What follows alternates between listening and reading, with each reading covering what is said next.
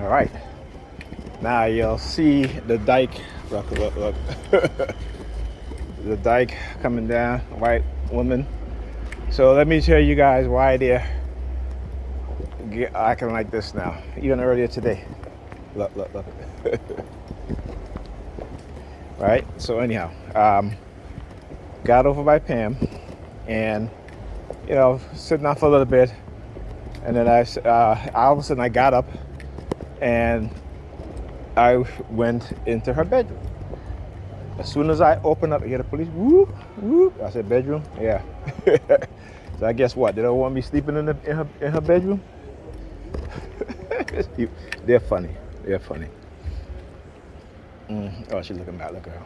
Okay. Like I tell you, they're very manipulative. Also, again, my HDR on my phone, they've tampered with it and disabled it. So now, look, using the C-standing up there. All right, again, using the lights with the car, silver, gray, what have you. Yes, I said it. I said it. Bunch of clowns. So anyhow, so I got up, I was in the room, went into the bedroom. As soon as I opened up her bedroom door, she had an iPad, and her iPad wasn't laying flat. It was, on the stand, what have you. It started ringing, right? It started ringing, and it was this dude. And now I know looked like it was FaceTime, because again, I could see the entire screen went into the camera mode, like you're looking at it right now. Okay. So, all right, I was like, okay, well, I closed back the door because, but I realize now that they hijacked my consciousness to do that as part of a manipulation tactic, and I'll explain. So after that happened now, they were very, very quiet. I got something to eat. I said, okay, let me play a little bit of Fortnite. And of course, they monitor online activity. Fortnite, I'm playing. All of a sudden, I get to this part where, you can like search items. So there was a couch. So I started searching the couch, and then I hear woo woo, right? So I'm like, okay, whatever. So I looked at the time. It was 9:30. I called Pam. I said to her, hey, it's 9:30. Alyssa got school in the morning. She has summer school. Oh, I got what is it, AX? Yeah, money exchange. Yeah, okay, yeah. I'm gonna talk about that one right now. So what they always do is like exchange, right? Like some trade or some exchange going on. So they'll always use their money exchange from time to time. So I'm glad as they did that, I'm able to recall, what it is that what's going on. So anyhow, so I said, hey, I went into your bedroom, and then your iPad was ringing, and I think somebody trying to FaceTime you. So she was like, okay. She was like, well, I answered it with my watch, what have you, right? So she was like, okay, I'm getting ready to call a cab right now, 9:30, what have you. So again, I'm still paying for it, and I look at the time now, it's minutes to 11. I gave her a call back. I said, hey, it's minutes to 11. Oh, yeah, I know, and, I said, listen, I got school in the morning. Listen, I'll talk to you when I get home. So I already know what was going on, right? This is exactly what it is. I talk about the fight or flight phenomenon. So this is what they always try to do. And again, I don't act different because it's always the same thing, right? I'm not going to get into any type of conflict because that's what they want. And that's exactly what happened. So anyhow, I got to get changed for the bus. So she comes in and then says to me, why did you answer the call? I said, I didn't answer the call. Well, I had two notifications that says one call was answered on another device, and one call was answered on my iPhone. Well, I said, listen, I did not answer your iPad. I told you what happened. I opened the door, saw that somebody was calling you, because again, the full screen came up, they were trying to FaceTime you. So I think what they're doing is using, hacking into her devices, and she has Apple devices. So let's tell you how, even though you have an Apple In terms of the security, yeah, they just started doing all that stuff right now. We were arguing, and as soon as we were arguing, they started to use the fireworks, right? Celebration, right? Again, manipulating things behind the scenes to cause an outcome that they already know is going to happen, right? So again, I'm not surprised, right? Hold on a sec, I'll continue. Okay, so I got to use the white guy here.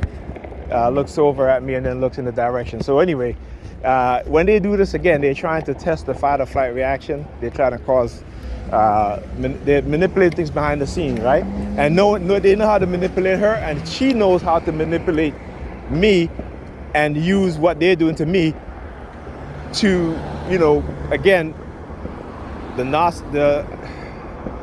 say narcissistic, but the mindset, the egotistical mindset that they've created within her, and a lot of men and women, particularly black men and black women, is the reason why black men and black women, the reason why we are in terms of our relationship with each other is in the detrimental state and stage that it's in, right?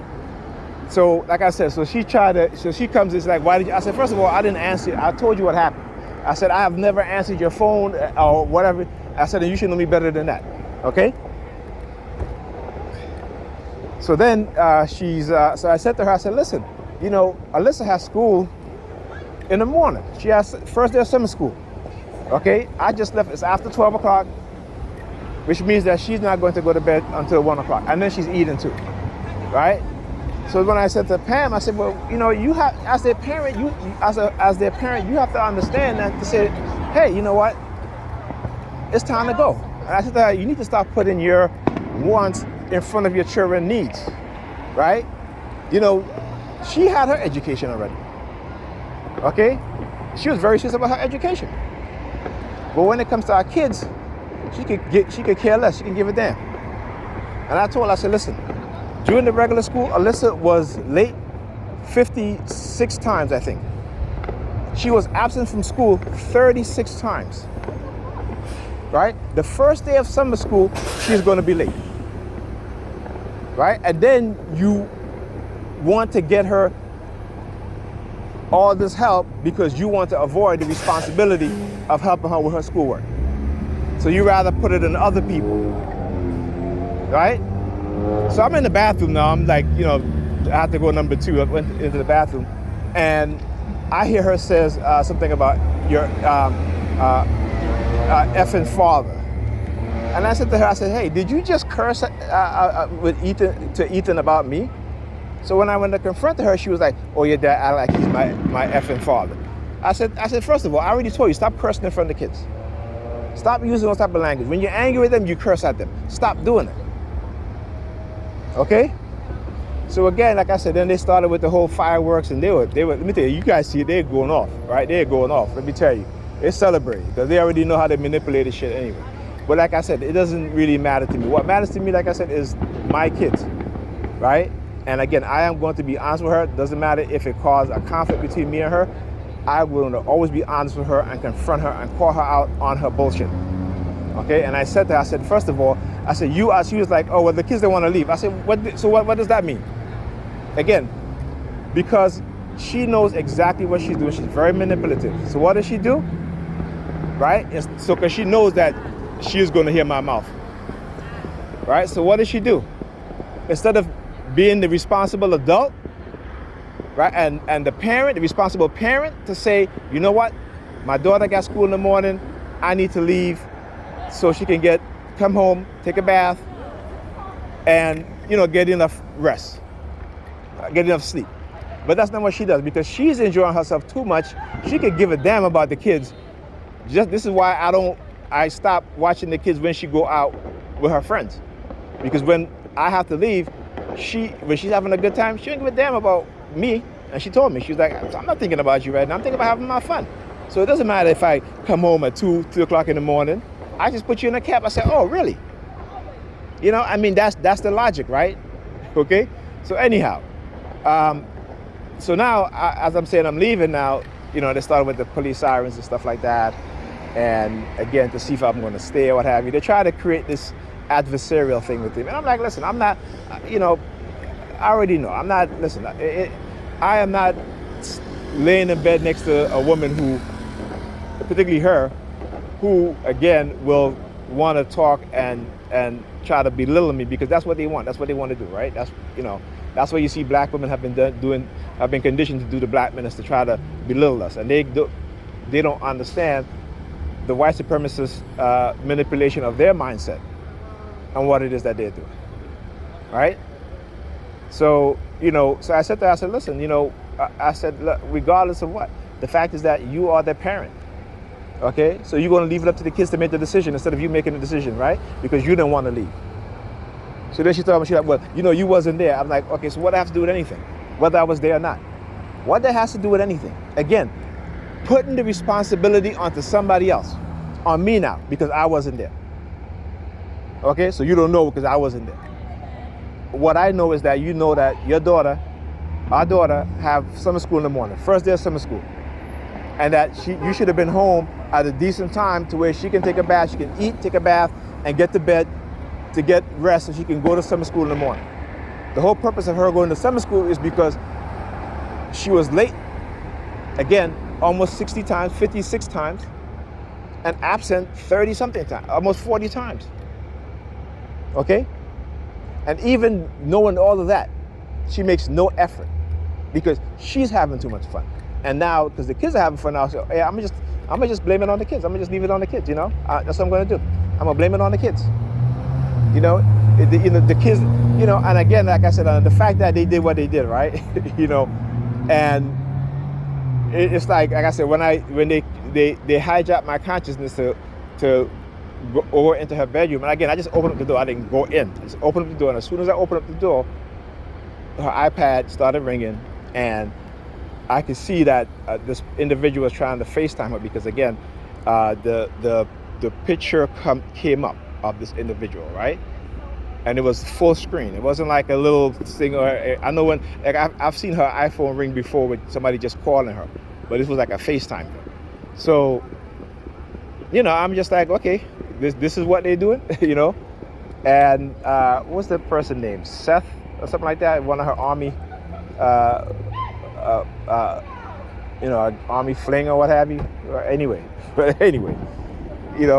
But again, it's trying to elicit some sort of anger within me. I wasn't angry. I'm like, listen, hey, we're not in a relationship, and this is what they see. Like I said, once you figure out how they try to emotionally how they emotionally manipulate you in the past, right?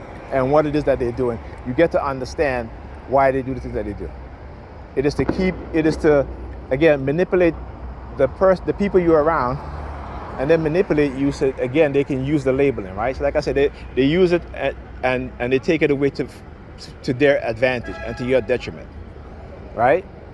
So there you go. Like for example, when I went there yesterday, not yesterday, but Monday, they had this guy with locks outside sitting down, and then he looks at me, he looks at the bushes, use a color green, what have you, green bushes, what have you.